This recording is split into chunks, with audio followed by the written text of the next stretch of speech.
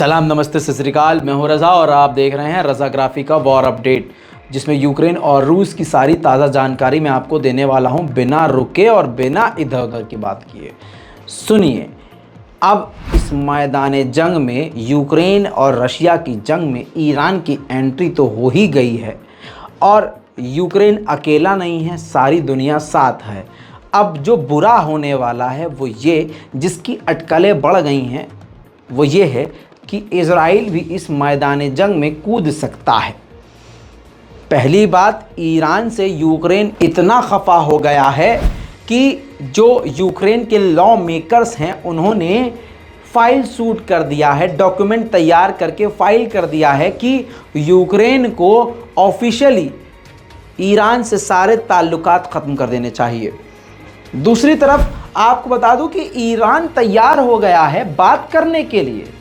जी हाँ, ईरान कह रहा है कि भाई आप जो इल्ज़ाम, यूक्रेन जो इल्ज़ाम हम पर लगा रहा है ये बेबुनियाद है। हम यूक्रेन से सामने बैठकर बातचीत करने को तैयार हैं, हमने कोई हथियार रशिया को दिया ही नहीं। खैर, अब इन सबके बीच में हकीकत आप भी जानते हैं और हम भी जानते हैं। अब क्योंकि ये दिख गया है कि ईरान के ड्रोन ने यूक्रेन में क्या हाल कर दिया है 7 से 8 ही दिनों में। इसके बाद आपको बताऊं, इज़राइल के नेतन्याहू का बड़ा बयान आया। इज़राइल के नेतन्याहू ने कहा है कि जब ईरान इस जंग में कूद गया है तो अब इज़राइल को भी इस जंग में उतर जाना चाहिए, जिससे दोस्तों मामला अब गंभीर हो गया है। इज़राइल के अंदर ही विपक्ष और यहूदी मिलकर इज़राइल की अभी वाली नई सरकार पर यह प्रेशर बना रहे हैं कि किसी भी तरह से आप एडवांस हथियार यूक्रेन को दें। इतना ही नहीं, पहली बार ऐसा होने वाला है। अभी तक यूक्रेन पूरी दुनिया से ऐसे मांग रहा था, दे दो दे दो दे दो। लोग बिना रिक्वेस्ट किए दे रहे थे, लेकिन ऑफिशियली चीज़ अलग होती है। आने वाले 2 से 3 दिनों में कहा यह जा रहा है कि इज़राइल के पीएम लैपिड से खुद यूक्रेन के foreign minister meeting 1-to-1 meeting करके ऑफिशियली पहली बार इज़राइल से हथियार और मदद मांगेंगे, जिसकी 99% ये संभावना है कि मदद कर सकता है इज़राइल यूक्रेन की, जिससे बहुत ही ख़तरनाक ये जंग हो जाएगी। वहीं यूक्रेन के फॉरेन मिनिस्टर ने बहुत कुछ कह दिया कि ईरान आतंक फैला रहा है, हथियार दे रहा है, स्टेट टेररिज्म फैला रहा है, ईरान से सारी रिश्तेदारी ख़त्म कर देना चाहिए। जी हाँ, अब आप समझ सकते हैं, ये है वो। मैं अलग से वीडियो चला नहीं सकता, स्क्रीन पर दिखा नहीं सकता, क्योंकि ये दूसरे मीडिया चैनल का है और कॉपीराइट आ जाएगा तो वीडियो ही उड़ जाएगी। इसलिए मैं अलग से नहीं दिखाऊंगा, टाइम बचाते हुए कहूँगा कि ये फॉरेन मिनिस्टर हैं यूक्रेन के, पूरी तरह से ईरान के खिलाफ खुल्लम खुल्ला बयान दे दिया है। वहीं एक रिपोर्ट और आई है जिसके ज़रिए बताया गया है कि अमेरिका तैयारी कर रहा है और इतनी ज़्यादा पाबंदियाँ लगाने की ईरान पर कोशिश कर रहा है कि वो किसी भी देश को कोई हथियार, कोई ड्रोन, कोई भी चीज़ ना बेच पाए। ईरान के लिए आने वाला समय कठिन हो सकता है, लेकिन यकीन है हम लोगों को कि रशिया, चाइना और कुछ देश इस वक्त जिस तरह से ईरान के साथ खड़े हैं, खड़े रहेंगे। अब क्योंकि अमेरिका अब बहाने ढूंढ रहा है ईरान पर बड़ी पाबंदियाँ लगाने के लिए, तो देखिए पहला बहाना क्या लेके आया है कि इथियोपिया को ईरान ने 2021 में भी ड्रोन बेचे थे। वहीं ईरान के शहीद कैमिकाज़े ड्रोन ने यूक्रेन की राजधानी के कीव के बेहद करीब जो थर्मल पावर प्लांट था उसको हिट कर दिया। बची कुची जो इलाके में बिजली थी वो भी गुल हो गई। वीडियो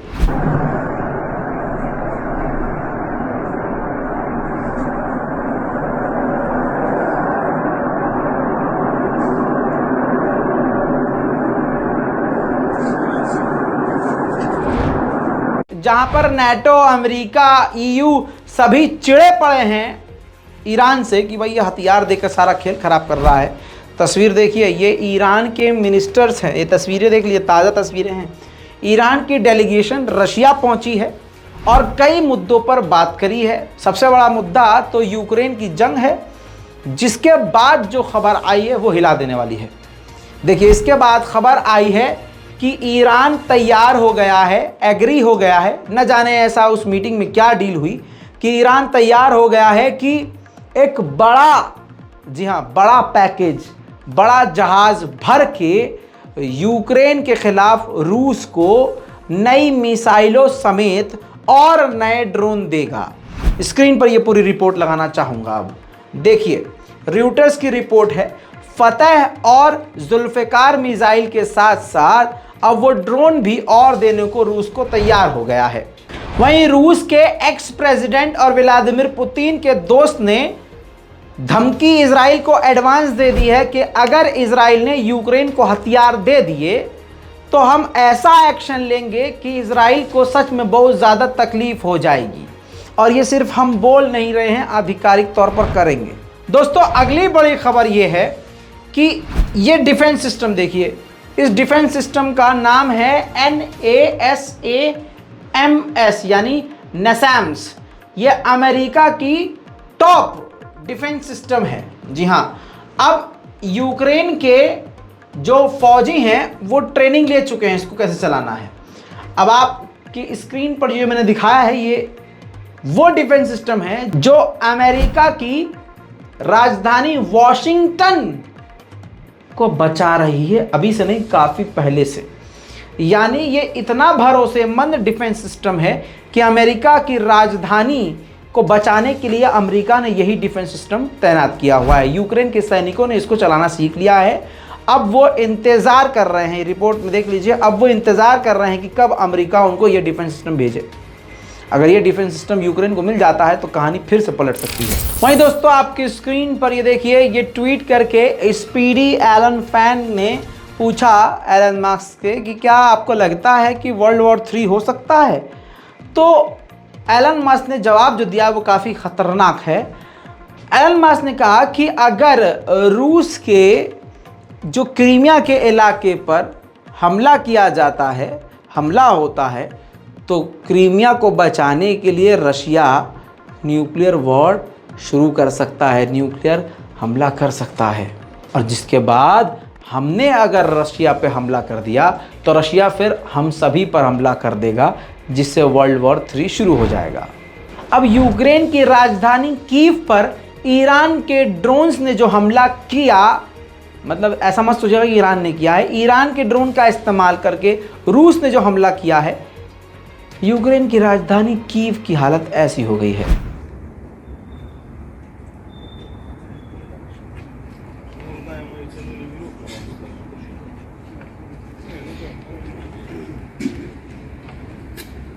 С-300 вдарила у двоповерховий дім в центрі міста. В результаті утворилася така вирва. На жаль, людина, яка переховувалася у будівлі, у підвалі, загинула. Людину засипало. अब ज़रा सोच के देखिए कि 7 दिन हुए हैं अभी ईरान के ड्रोन का मैदान में आए हुए। अब सुनिए, ज़ेलेंस्की ने कहा है कि 30% हमारे पावर स्टेशन यूक्रेन के तबाह हो गए हैं और कहा कि 1100 शहर यूक्रेन के बिना बिजली के हैं।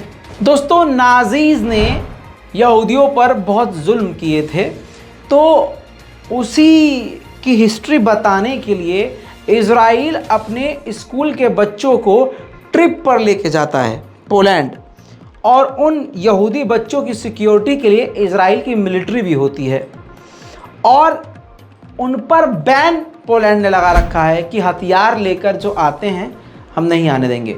इस बार इज़राइल ने फिर से कोशिश करी कि हथियारों से बैन हट जाए और हमारी मिलिट्री हथियार समेत पोलैंड के सरजमीन पर उतरे, तो पोलैंड ने झटका दे दिया है। पोलैंड ने मना कर दिया है कि नहीं, अगर बिना हथियार के साथ आप अपने बच्चों के साथ पोलैंड आओगे तो आपका वेलकम है, वरना भैया घर बैठो। इसके बाद बड़ी खबर यह है कि न्यूक्लियर ड्रिल नाटो ने शुरू कर दी है। जी हाँ, अब ये कहा जा रहा है कि इससे रूस बुरी तरह से भड़क सकता है। प्रतिक्रिया अब जब रूस देगा तो नाटो झेल नहीं पाएगा। एक सोर्स के मुताबिक पता ये चला है कि अमेरिका में भी गैस और तेल के दाम बहुत ज़्यादा बढ़ रहे हैं, जिसकी वजह से अमेरिका की बाइडेन सरकार ने फैसला लिया है कि उनके पास जो रिजर्व में तेल है उसको वो जनता के सामने रखेगा, वो बेचेगा और कम दामों में बेचेगा। दोस्तों, एक पोलैंड है पपलू, ससुरे ने अपने हथियार यूक्रेन को दे दिए, सारे हथियार उठा के यूक्रेन को दे दिए और आज हथियार खत्म हो गए और खुद उसको जरूरत पड़ रही है कि रशिया हमला ना कर दे।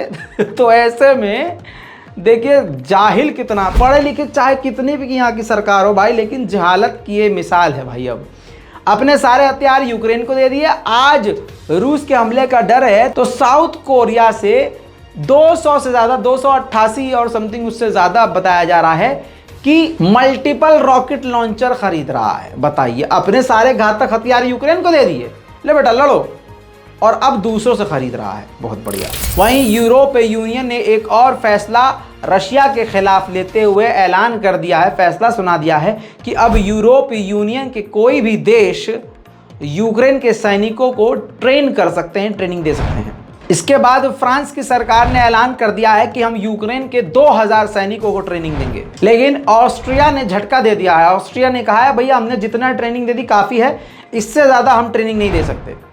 अब आपको बता दूं, ईयू ने यह फैसला ले तो लिया है, लेकिन उनके घर का हाल देखिए, आपकी स्क्रीन पर देखिए। यूरोपीय यूनियन के देशों में जबरदस्त प्रदर्शन होना शुरू हो गए हैं। आपकी स्क्रीन पर देखिए, ये इटली का हाल है। लोग महंगाई के खिलाफ और जो गैस तेल के दाम बढ़ रहे हैं उसके खिलाफ सड़कों पर उतर आए हैं।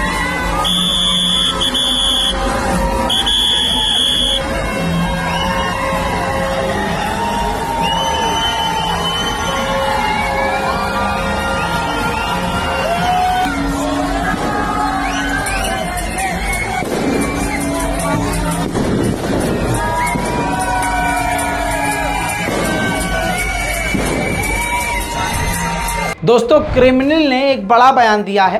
क्रेमलिन ने कहा है कि व्लादिमीर पुतिन अभी नहीं चाहते कि मोबिलाइजेशन यानी जनता को सैनिकों में डालना और जनता को सैनिक बनाने का जो प्लान है मोबिलाइजेशन, उसको पुतिन नहीं चाहते कि अभी रोका जाए। वहीं मुसलमान की पीठ पे छुरा घोंपने वाला मुसलमान के अलावा कोई नहीं होता है। अब आपकी स्क्रीन पर देखिए, ये चेचन रिपब्लिक के वो सपोर्टर हैं, ये मुसलमान हैं, शेख मंसूर की बटालियन है और यूक्रेन के सैनिकों की तरफ से रूस पर हमला कर रही है। वहीं रमजान कादिरोव की बेटी जो 23 साल की हैं, उनका अलग ही रौला है। स्क्रीन पर देखिए, पूरी वीवीआईपी ट्रीटमेंट के साथ, मिलिट्री और फौज के साथ, पूरे लश्कर और काफिले के साथ वो चलती हैं। खैर, minister of culture Chechen Republic ने उनको इनवाइट किया था, तो इस तरह से वो वहाँ पहुँची थी। ये है उनकी तस्वीर जो सोशल मीडिया पे अब वायरल है। इन सबके बीच भारत और रशिया करीब आते जा रहे हैं। अब 2025 तक नया एग्रीमेंट हुआ है। 2025 तक रशिया और भारत ब्रह्मोस, कहा यह जाता है कि ब्रह्मोस मिसाइल का नाम भारत और रूस की नदी पर है। भारत की नदी ब्रह्मपुत्रा और रशिया की नदी मोस्कावा, इन दोनों के मिलाकर ब्रह्मोस बना है। भारत और रशिया मिलकर ब्रह्मोस मिसाइल लगातार बना रहे हैं। नई डील ये हुई है कि 2025 तक भारत और Russia nuclear capable BrahMos missile बनाएंगे और इनका टारगेट ये है कि 5 बिलियन के हम ब्रह्मोस तो बेचेंगे, बिजनेस भी करेंगे। अब ये जो भारत और रूस के दुश्मन हैं उनको परेशान करने वाली बात है, क्योंकि न्यूक्लियर मिसाइल, न्यूक्लियर ब्रह्मोस बनाने की बात हो रही है, कोई छोटी मोटी मिसाइल नहीं। अलास्का के करीब इंटरनेशनल एयर स्पेस में बॉम्बर रशिया का उड़ रहा था। खबर यह है कि अमेरिका के फाइटर जेट वहां पर तुरंत पहुंचे और रूस के बॉम्बर्स को पीछे खदेड़ा। वहीं इस्टोनिया की सरकार ने, आपकी स्क्रीन पर यह रिपोर्ट देखिए, इस्टोनिया की सरकार ने रशिया को स्टेट ऑफ टेररिज्म घोषित कर दिया है। जी हां, टेररिस्ट रिजिम घोषित कर दिया और कह दिया है कि यह आतंक फैला रहा है। वहीं आपको बता दूं कि कीव के अंदर ईरान एम्बेसी के बाहर यूक्रेन के लोगों ने प्रदर्शन किया है। जी हां, प्रदर्शन अनोखा था, जिसके ज़रिए उन्होंने बताने की कोशिश करी है कि ईरान जो ड्रोन और मिसाइलें दे रहा है उससे काफ़ी बुरा हाल यूक्रेन का है। लोगों के अंदर गुस्सा है और डर भी। दोस्तों, अब एक ऐसी खबर दूंगा, स्क्रीन पर देखिए, तुर्की का फौजी रूस के सैनिकों के साथ, कहा यह जा रहा है कि तुर्किश जो सैनिक हैं वो भी रूसी सैनिकों के साथ मिलकर यूक्रेन के खिलाफ मैदान जंग में उतर आए हैं। अगली बड़ी खबर है कि रूस ने स्कैंडर मिसाइल भी यूक्रेन पर दागी है।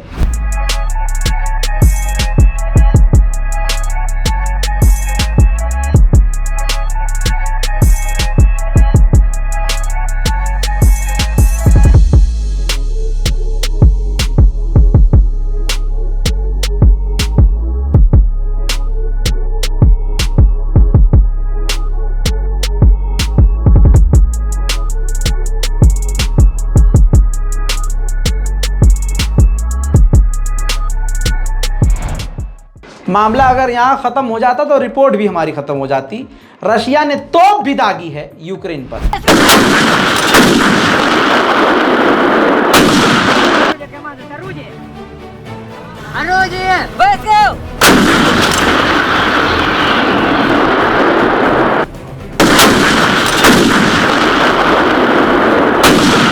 वहीं रशिया ने मल्टीपल रॉकेट लॉन्चर से कीव और यूक्रेन के दूसरे हिस्सों पर भी बड़े हमले किए हैं।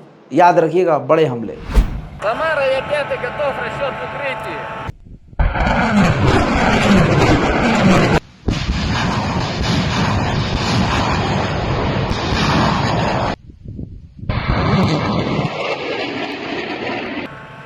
Самара, я пятый, залп, расход полный. Пятый, да, расчету отбой.